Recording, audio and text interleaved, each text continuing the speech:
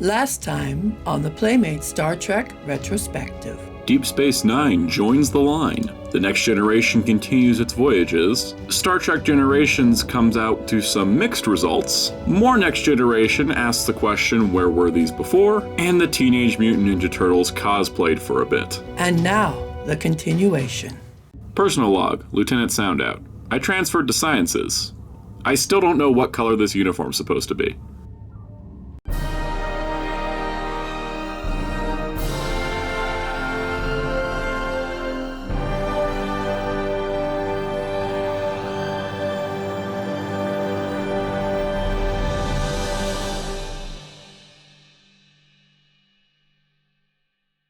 Hello, this is Soundout here, and welcome to part 3 of the Star Trek Playmates Toys Retrospective.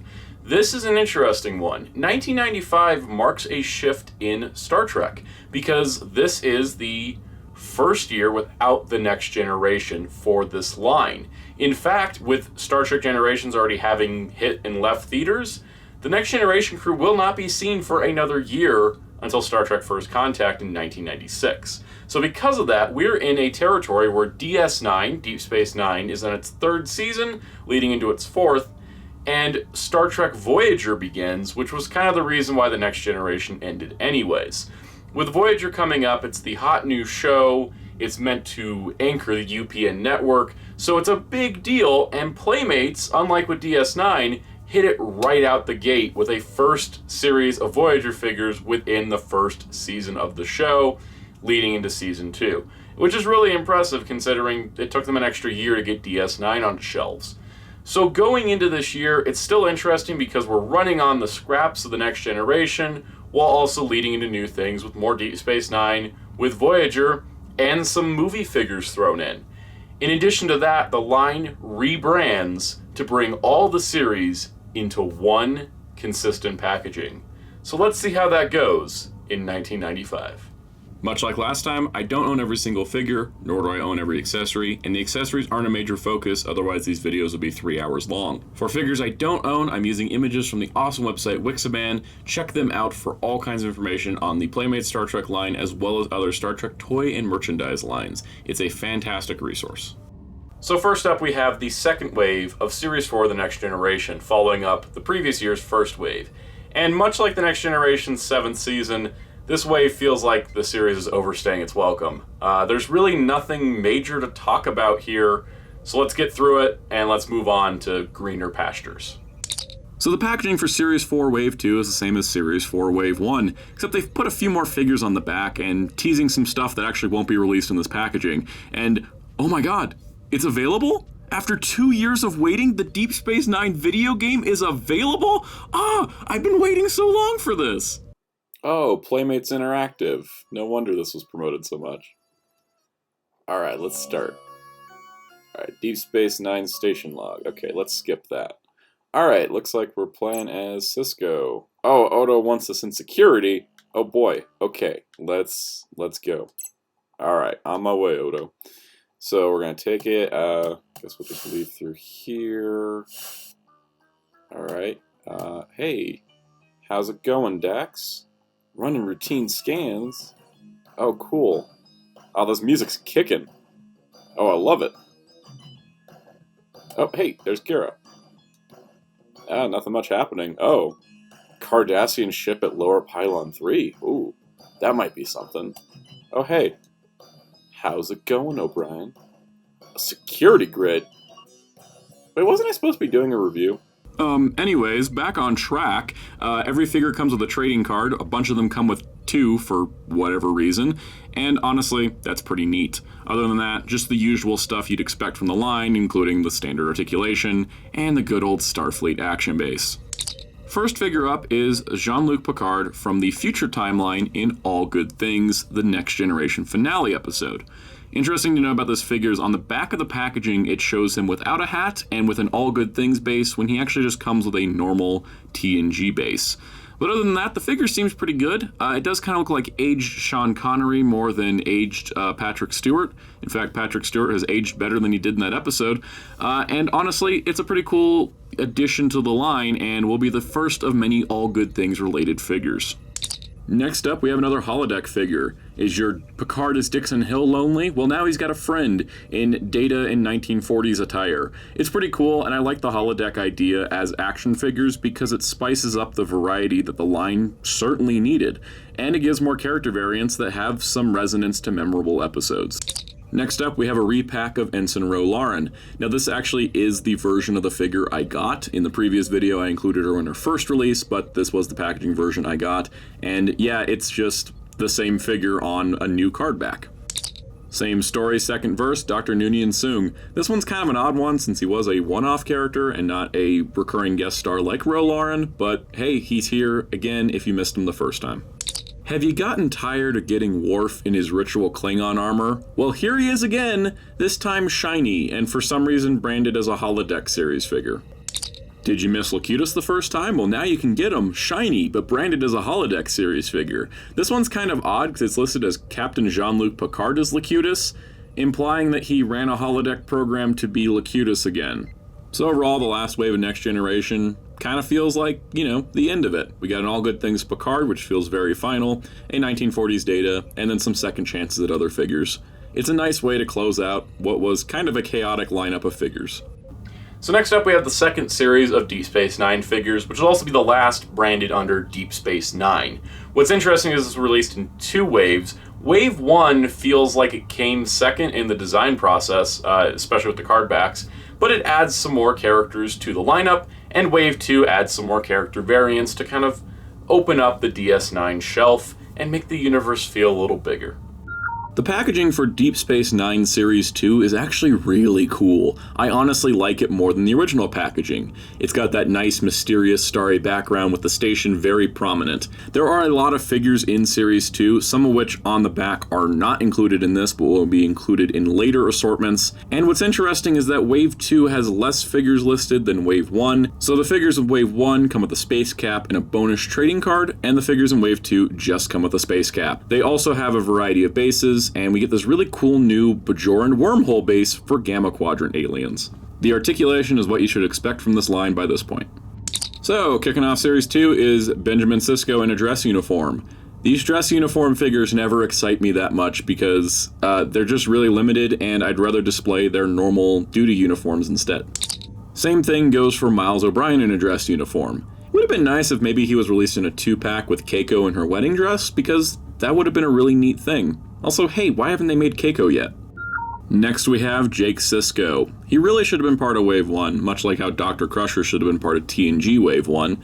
But being in Series 2, he is a pretty nice looking figure. He's definitely based off of that Season 1 jumpsuit that the character wore, and he makes a nice companion to Benjamin Sisko. They do look like father and son, and they're scaled well together.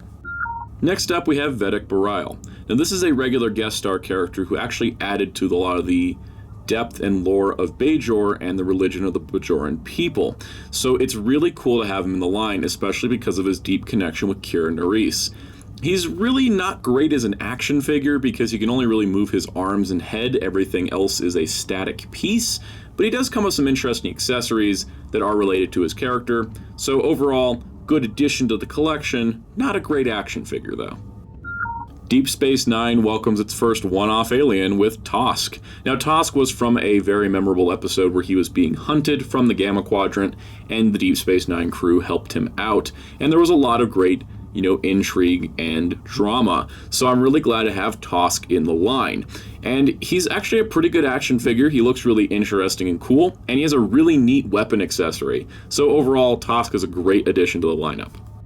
Next up, we have Rom. Rom is Quark's brother. He helps him run the bar. He's a very prominent character, and I'm glad he got an action figure, and especially this one because it's a very good action figure. I especially like the way the jacket was done. Now, what's interesting is he does come with an accessory in the form of his son Nog, and Nog is a very important character, probably more important than Rom at the end of the day. And it's a shame that this is the only figure that Nog ever gets, because being a pack-in figure, he's underpainted and he's tiny, especially when you put him next to Jake Sisko. Nog and Jake hung out a lot because they were best friends, and the height difference here is way off from how it is in the show. It's kind of a shame that Nog never really got his due as a figure, but at least he looks good next to Quark and Rom. So starting off Wave 2, we have Lieutenant Jadzia Dax in his Starfleet duty uniform. This is the Dax head on the Deanna Troi body, and it's just to represent Dax when she first arrived on DS9 before switching uniforms to the updated look for the show. To go alongside Dax, we have Bashir in a duty uniform. Same thing from the pilot, first uniform he wore, he switched pretty quick. This is just the Barclay figure painted green, and then with Bashir's head slapped up top. Following the trend, we have Miles O'Brien in a duty uniform. Now, unlike Bashir and Dax, this one I think actually has a lot of significance because this is the look that Miles had on TNG for seasons 3 through 6. So it's actually really great to have him as a figure because he kind of rounds out the Next Generation crew. He is Geordi LaForge with Miles' head with some slight repainting, including painting over the rank pips. But honestly, I'm really glad to have this figure because I can have one to go with the TNG crew and one to go with the DS9 crew. Next up, we have the erroneously named Picard in Deep Space Nine uniform. Now, when Picard was on Deep Space Nine, he wore his normal Starfleet uniform from TNG. He did wear this uniform in Generations, and it is the Bashir figure with Picard's head slapped atop. Speaking of erroneous, Thomas Riker. This figure is weird. They already made a Thomas Riker appearing based on his TNG look in the previous year, and they decided to do it again for his Deep Space Nine appearance, except they put him in Miles' jumpsuit with the rolled up sleeves and everything, which he didn't wear in the episode. It's very bizarre, and I have to wonder if the episode aired too close to when the figure came out and Playmates only got, secondhand information. It's bizarre. Hey, it's a Next Generation character in a Deep Space Nine uniform, and they actually wore it on Deep Space Nine. It's Q. And honestly, Q here, pretty dang cool. He messed with Cisco. Cisco punched him. It was amazing, and it's nice to get this figure in this uniform. Especially because I think this overall is a better figure than the previous Q in Captain's uniform. So overall, Series 2 of DS9 got most of the major characters back out again in new uniform variants, some of which I didn't even feel like owning. And it gave us a lot of great recurring guest stars, as well as one really cool alien. So, honestly, pretty solid assortment overall.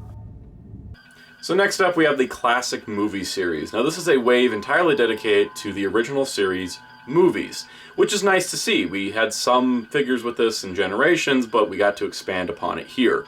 Some of the classic villains, as well as some of the heroes in different looks. Unfortunately, it may not be a matching set, but more on that in a second. It's honestly really cool that they did an entire wave dedicated to the classic movies, and I wish that this wasn't the end, but it sort of is. There really isn't much movie stuff beyond this, which is really a shame. So the classic movie assortment has some of the coolest looking packaging. It's very bright, it's very vibrant, while also having that dark, mysterious space atmosphere. It's very classic looking. Maybe too classic. It has the wrong Enterprise on it. And you know what? Overall, not too bad. It's kind of interesting, though, that the accessories and the bio got pushed to the left-hand side of the packaging instead of being all along the bottom. Each figure includes a widescreen trading card, because, movie, and also a survey card, which I would be tempted to fill out and send in, but I think that address is probably not working anymore. The Starfleet action bases this time around have the Star Trek Delta on them, and they actually raised the figures off the ground by about a ½ inch, which is interesting, but looks kind of strange next to the other figures. They're the only stands to lift people off the ground. Articulation is nothing out of the ordinary. First up, we have Admiral Kirk in his look from the motion picture. Now, the next few figures will be motion picture based, and honestly, I think this Kirk's pretty good. It's kind of taking that really strange motion picture uniform design and making a really cool variant of it as an action figure, and overall, I like the look. Plus, it's reusing the Generations set, which is not a bad thing. Next up, Commander Spock from the motion picture. Now, this figure is interesting because he doesn't include a trading card, because apparently Leonard Nimoy didn't like the picture they used for it, so they opted to just leave out the card. But overall, nice Spock figure. It's kind of strange use of the original series head sculpt, not something closer to the Next Generation one, but that Next Generation one was terrible, so it's okay. But it's really nice to see a Spock in his motion picture uniform. Overall, I think these figures look nice and actually kind of do a better job of presenting the uniforms than the movie did. Next up, we have Dr. McCoy in his motion picture look, and hey, still looks pretty good. These uniforms, they've kind of grown on me over the years, but these figures especially present them incredibly well. What's also nice to see is that Dr. McCoy gets a new head sculpt, so he's now reusing the original series one, which is great because he actually looks closer to the age he should be in the movie. Next up, we have Lieutenant Sulu in his motion picture look, and again, solid figure. New head sculpt, though it looks really similar to the TOS one, but overall, it's pretty nice they put in the work to give some of these new head sculpts when they needed them. And yeah, I actually really like this Sulu figure. And next we have motion picture Uhura. Also pretty good. Gave her a new head sculpt, especially with the different haircut she had in the film. And yeah, just like Sulu, honestly, cool looking uniform. I actually really like the way these action figures are presented. So that's honestly pretty cool. So each of the 5 motion picture figures came with a part. And if you get all 5 parts, you can combine them together to form a replica of the Voyager probe from the motion picture. Pretty cool. But where's Chekhov and Scotty? We did 5 of the 7. That's really strange. Oh wait, but Chekhov and Scotty were made in Generations. Is that the logic? But no one has matching uniforms now. And sadly, this will never be rectified. We will always have mismatched movie versions of the original series crew, with Kirk being the only one to get both looks. There is an old Klingon proverb, revenge is a dish best served cold, and it is so very cold in space. Here is Khan Noonien Singh. The original series villain himself became one of the greatest on-screen villains of all time. Khan is represented so well in the Playmates line, I honestly can't find any flaws. Character-specific accessories, good likeness, accurate costume, things to use in specific scenes with other figures released in the line. Khan is the standard to which Playmates should have made all their figures. Sadly, they didn't, but I'm actually really happy they put in the work with Khan in particular. So from obvious choice to not obvious choice, here is Martia the Shapeshifter. I mean, okay, she's a cool looking figure. They did a really good job with the paint scheme to make it look like her fur coat is covered in snow, but I'm not really sure why she's the 10th figure in this wave. It just seems like an odd choice. From the same movie, however, we have a very obvious choice, General Chang. How could you pass up Christopher Plummer in space as a Klingon? And you know what? He's incredible. As a great character he makes a great action figure. The figure's a little stiff in posability because of the nature of the design, but honestly, he pulls off all the poses you'd expect him to. You can just hear the Shakespeare coming out of this guy, and it's amazing. From one obvious Klingon to another, Commander Krug from Star Trek III is a perfect choice. Why would you not want to make Christopher Lloyd from the future? Not that future. This figure is really cool, if only because it's Commander Krug, because it is the Klingon warrior Worf body with Krug's head. And that's a shame, because this is a great character and I feel like he should have gotten a whole new figure. Especially because that Klingon warrior Worf mold has really, really long arms. It just doesn't look as good as the others in the series. And lastly, we have Lieutenant Saavik from Wrath of Khan. Now, this version of Saavik looks pretty good. I like the mold, and I honestly think it would have made a great Wrath of Khan era Uhura, which they never did, which is surprising considering how many times they like slapping one head on another's body. But c'est la vie. Saavik does look nice with the 3 other Wrath of Khan era uniformed figures from the Generations assortment. So overall, the movie lineup is pretty cool. It represents all the movies worth watching. Yes, I just slighted Star Trek V, you can fight me in the comments. And I just kind of wish that the motion picture figures were Wrath of Khan figures instead. It would have been nice to have the consistency with Saavik, and then add in Scotty and Chekhov from Generations, but instead we have kind of a mismatched movie TOS crew, which is a shame because I think they should have gotten another series of movie figures out there to have both looks for all 7 characters. So here we are, we've arrived at the Delta Quadrant, whether we plan to or not, with these first series of Star Trek Voyager. Now this wave is pretty straightforward. It's all the main characters in their Season 1 appearances, and that's pretty cool. It definitely seemed like they got production stills, and then just rolled those figures out, and hey, they're honestly not too bad. So let's take a look. So here we have Voyager, and Voyager's packaging is really great. I really love the look of it. It's very eye-catching and very appealing, and honestly, pretty nice overall. Now something you'll notice with Voyager, starting with Voyager, is some figures will start to have this weird white dust on them in the packaging. And this is just some weird chemical breakdown of the plastic because it's a softer plastic used. It'll plague a lot of figures going forward, And it's a shame because once you open them, you have to kind of clean off the figures to get this oily substance off of it. And sadly, that's just going to keep happening because time is not kind to plastics. Naturally, every figure in this series comes with a trading card and an action base. This action base being a reuse from Generations. I would say the articulation is what you'd expect, and in most part it is, except the Voyager figures have an added thigh swivel, making them sit in a more natural position. As a final note, Janeway and Torres share a mold, Chakotay and Kim share a mold, and the Doctor, Tuvok, and Paris share a mold. And they have painted rake pips without molded ones, so it's definitely a cost-cutting measure, but the figures still look good overall, and these body molds fit them. So naturally our first figure is Captain Janeway. Now this is one of the rarer figures in the line, despite being a normal release, and that's because of the popularity of Captain Janeway and the fact that this is one of 2 figures released, the other being a mail away. So honestly, it's one that took me a long time to track down, and I'm glad I finally have her. Fortunately, this figure can't hold any accessories. Except for the mug that came with Guinan, so that's a sub-in for Janeway's coffee mug at the very least. The first officer of Voyager, Commander Chakotay. Pretty good overall. I think the head sculpt is a little round in the face compared to Robert Beltran's actual jawline, but honestly, fairly solid. But again, can't really hold the accessories well, and that's going to be a problem going forward. Next we have Tom Paris. Pretty solid figure. Kind of strange he's always looking up, but hey, he's always looking up from his console to navigate the ship, and you know, honestly, pretty good likeness, and he can hold accessories. This mold is much better at holding things, which is good, that 1 out of 3 molds in this wave can hold stuff that they come with. Next up, the Forever Ensign, Harry Kim. And honestly, pretty good figure overall, decent likeness. Again, he's looking up just like Tom Paris is. Seems like they really wanted to make a playset with this and the thigh swivels, but I guess it never happened. Next up, Voyager's engineer, Belena Torres.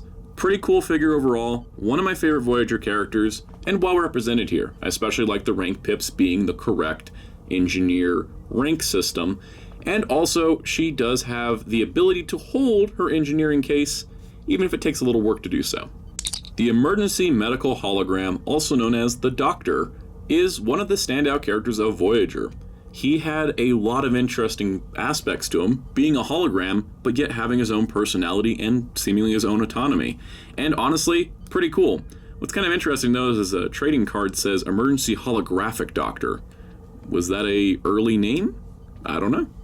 The last uniformed officer in the wave is Tuvok. Now Tuvok is a Vulcan, and he is a really cool character and a great opportunity for actor Tim Russ, who had been doing all kinds of Star Trek roles. He finally got a series regular role for Voyager.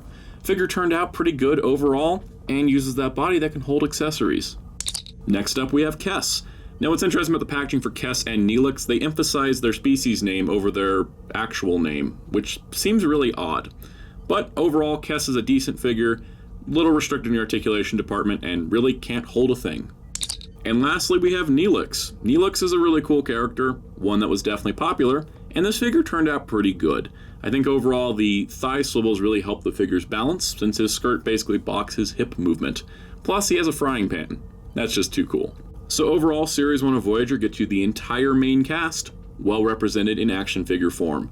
The reuse here is not too egregious because everyone still looks like they're in the proper costumes, and I think that's the key when it comes to using bodies for multiple characters. So at this point in the Playmates lineup, we've had multiple different series, there's multiple shows in current active airing, and Playmates decided, you know what? Let's just put it all into one line. And so thus begins the Star Trek Mixed Series assortment. I really feel like this was because we were leading into the 30th anniversary in 1996, so in 95, Playmates decided to just merge it all together.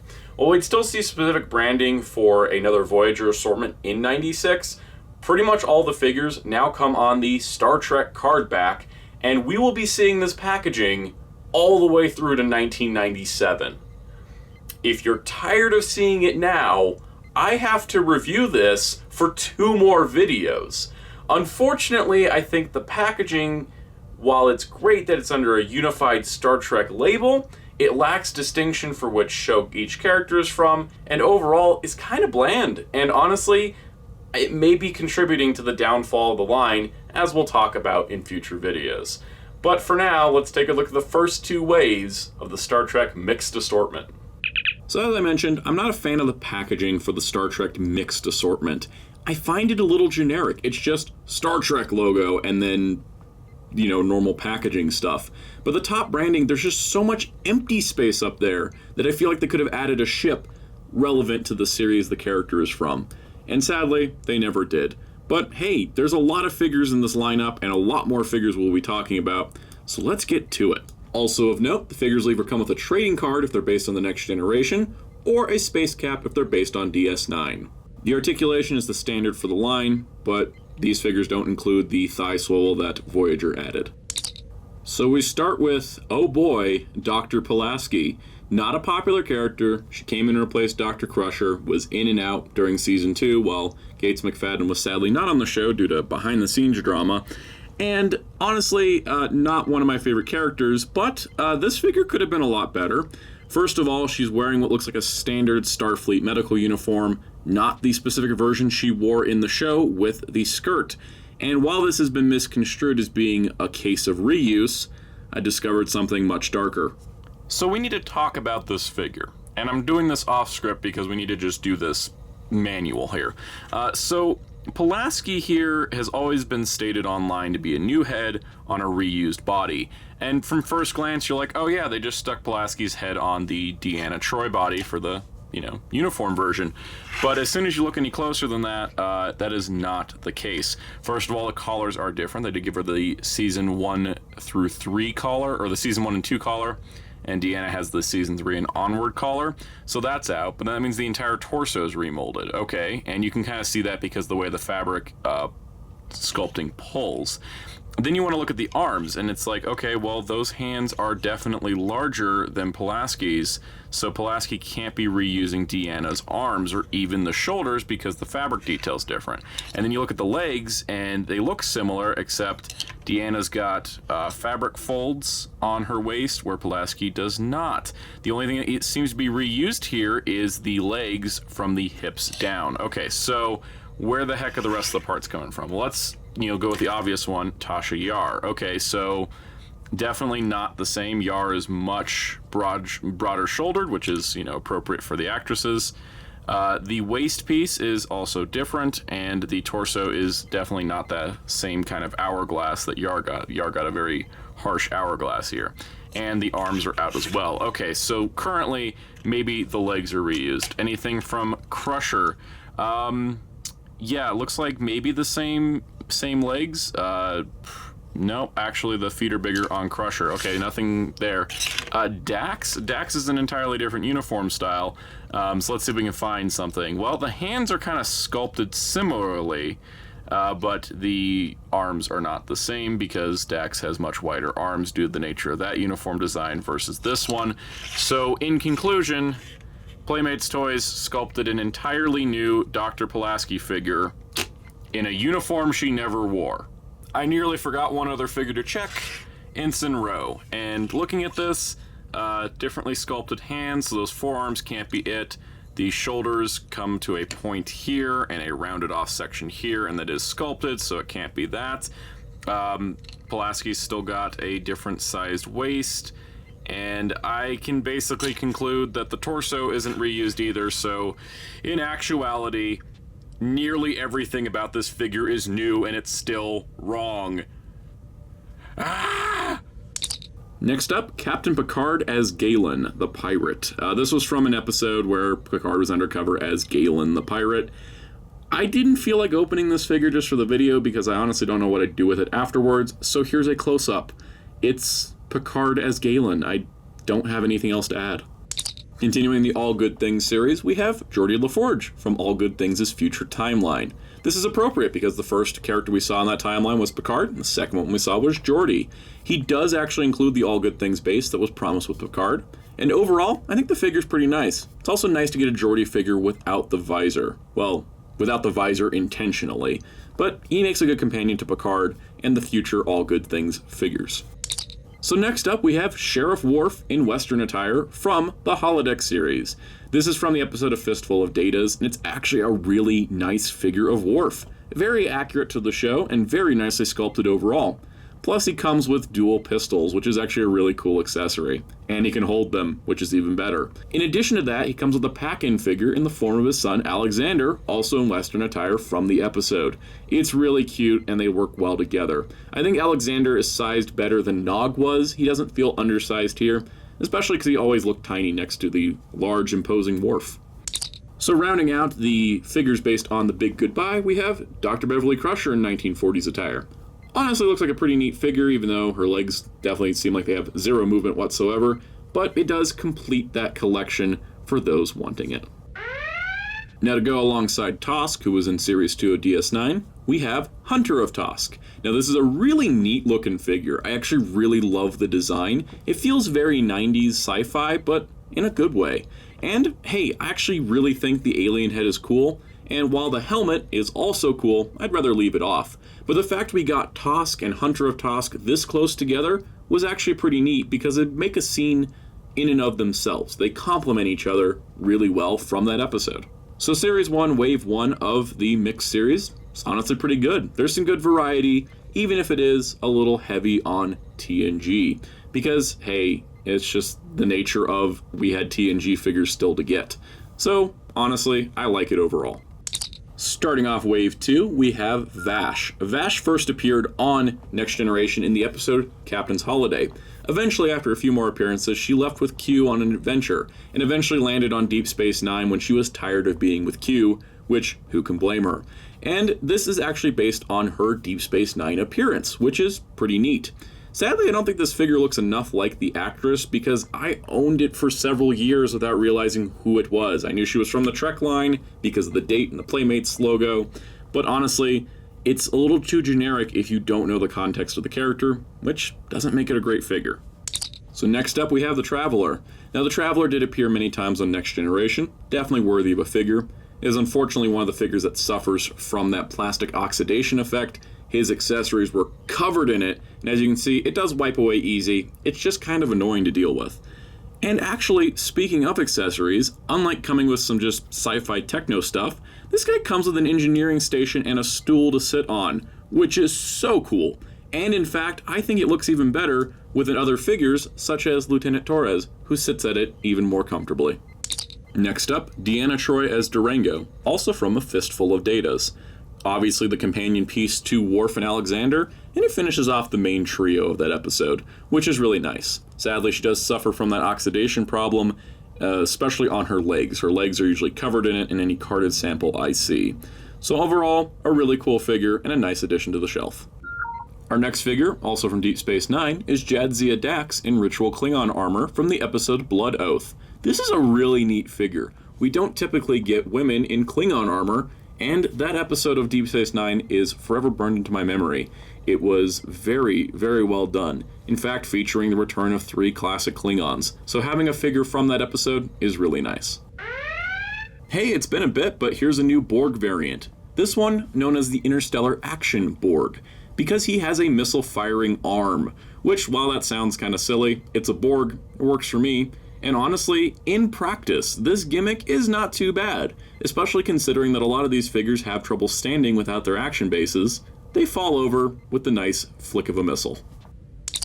Paired alongside that is the Interstellar Action Geordi LaForge, who has a spring-loaded missile-firing phaser rifle. What's also cool is that this is a Season 2 Geordi LaForge, a version we hadn't gotten prior. Pretty neat use of parts, plus that missile-firing gimmick I'm sure works as well as the Borg's does. So Wave 2 of the mixed series is honestly pretty neat. I think Vash and Traveler are great additions to the lineup, and the new character variants are really fun and different. And I actually really like the missile-firing Borg. It's fun. I mean, it's just neat to have a different kind of Borg at this point. So you may have played the Deep Space Nine Crossroads of Time game, like I horribly got distracted at the beginning of this video, and you had whatever was required. You did a mail away, and you could get a limited edition Benjamin Sisko figure. Let's discuss it, because I don't have it, but it's our first of what will become many mail-away figures. So the mail-away figure is Benjamin Sisko in his Starfleet duty uniform from the pilot episode of DS9. It's a cool variant. It's something he did wear for a significant amount of time before switching to what we know as the DS9 uniforms, and it matches with the Bashir, Dax, and O'Brien we got in Series 2.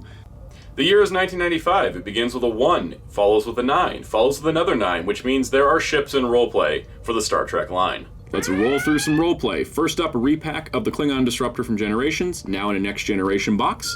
Then we have a Bajoran Phaser, which is in a Next Generation box, but only ever appeared on Deep Space Nine.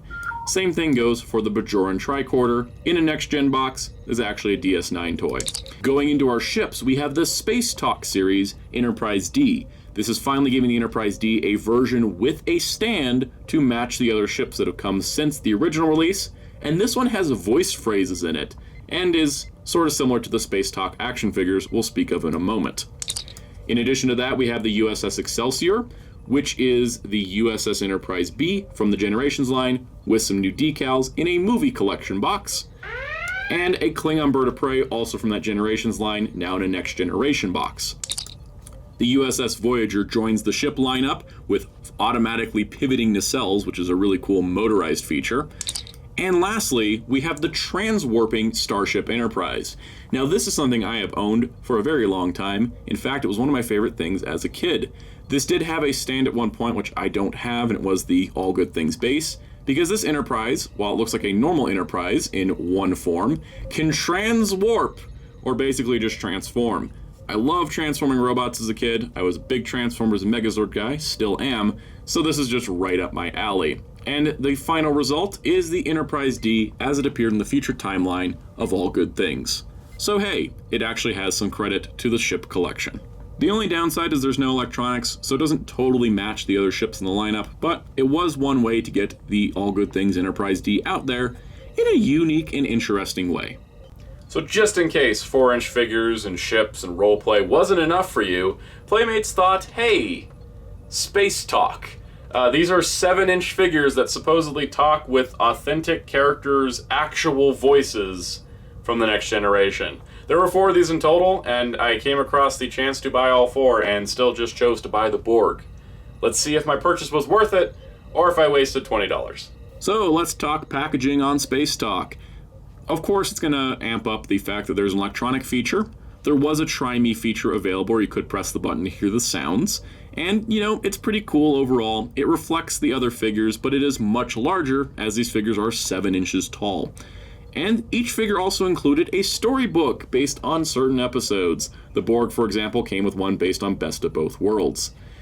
What's also cool is the articulation is about the same as the basic figures in the line, minus the waist swivel. So the lineup, of course, we have Jean-Luc Picard, seen here in his captain's jacket, with the phrases Damage Report, Captain's Log Supplemental, and Engage. Next up, we have William Riker, with the phrases Energize, Shields Up, Red Alert.